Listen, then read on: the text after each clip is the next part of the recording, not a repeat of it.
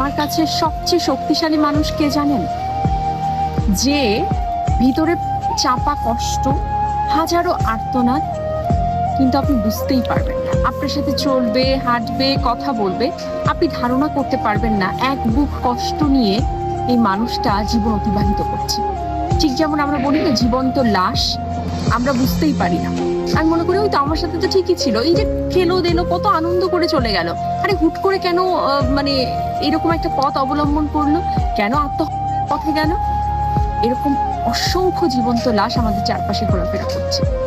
তাই আপনার সাথে যখন কেউ কথা বলতে আসে, আপনি যদি এতটুকু বুঝতে পারেন যে সে কোনো ডিপ্রেশনে আছে বা তার মনটা খারাপ, একটু অধিক সময় দিন, একটু বোঝার চেষ্টা করুন। হয়তো বা আপনার ওই 5টা মিনিট ওই মানুষটার জীবনে অত্যন্ত গুরুত্বপূর্ণ ভূমিকা পালন করবে। কে জানে বলুন, কখন কার মাথায় কি ঘুরছে।